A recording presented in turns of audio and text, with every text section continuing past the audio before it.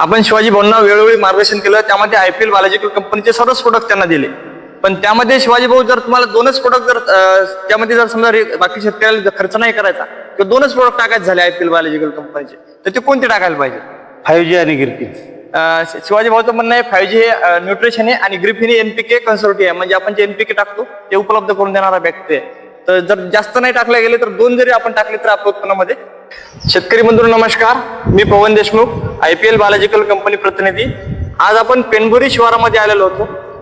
भाऊंना मागच्या हळद लागवड केली तेव्हापासून आपण यांचं पूर्ण नियोजन केलेलं आहे. तर आपण एक त्यांना सांगितलं होतं की तुम्हाला तुमच्या शिवारामध्ये चांगल्या प्रकारचे तुम्ही उत्पन्न घेणार आहात, त्याच प्रकारे त्यांना उत्पन्न झालेलं आहे. तर आज आपण भाऊकडून जाणून की भाऊ तुमचा परिचय द्या. माझं नाव शिवाजी बुद्धेकर, गाव पेनमोरी. माझं पहिलंच वर्ष हळदीचं. आणि तुम्ही पहिल्याच वर्षी हळदीच लावलं, तर काय वाटलं तुम्हाला? तुम्ही जे IPL बालाजिकल कंपनीचे प्रोडक्ट वापरले तर त्याच्यामुळे तुम्हाला काय काय कसं वाटलं? मला सगळ्या औषधात चांगला रिझल्ट आला.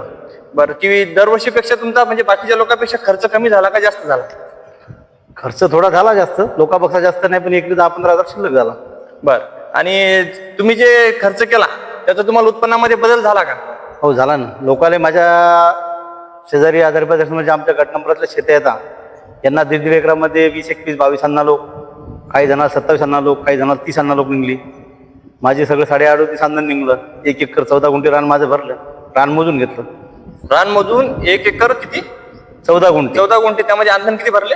कांडीचे 24 भरले, गट्टूचे 14.5 भरले. 14.5. आणि बेने किती ठेवलं? बेनं ठेवलं 42 पोते. 42 पोते बेने ठेवलं. 30 पोते माझ्या घरी ठेवलं आणि म्हणजे 12 पोते माझ्याकडे उष्ण होतं.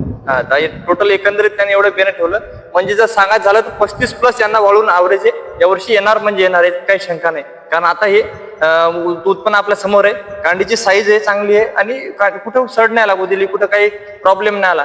तर आम्ही जे तुम्हाला वेळोवेळी मार्गदर्शन करतो की त्याचा तुम्हाला फायदा झाला, तर शेतकऱ्यांना पण याचा फायदा काय, शेतकऱ्याला काय सल्ला देऊ शकता तुम्ही? तुमच्या सल्ल्यानुसार जर औषधी वापरली तर रिझल्ट भेटू शकते 100%. पुढच्या वर्षी काही शेतकरी नवीन जुटणार आहेत, त्यांनी जुटायला पाहिजे किंवा नाही पाहिजे? जुटायला पाहिजे. जर आपण चांगल्या प्रकारे आता माझी या वर्षी 1 एकर 14 गुंठे राहत होती. पुढच्या वर्षी आता समोर येणाऱ्या वर्षी 2 एकराचं बेन ठेवलं. तर 2 एकर आता औषधी मी तुमच्याकडून समजा तुमच्या रिझल्ट हिशोबात औषध लावणार, हळद लावणार. म्हणजे शेतकरी बंधूंनो यांच्याबद्दल सांगायचं म्हणजे यांचं असं म्हणणं तो काही सांगा, पण आपल्याला उत्पन्न कमी नाही झालं पाहिजे. त्याच माझा जेवढा खर्च शिल्लक गेला तेवढे माझे 10 कामधन बाकीच्या म्हणजे शेजाऱ्यापेक्षा किंवा ज्या इतर लोकांपेक्षा त्यांचा खर्चात माझ्या खर्चात फरक पडला, तर माझे त्याच्यापेक्षा 10 कामधन शिल्लक निघले. धन्यवाद शेतकरी बंधूंनो.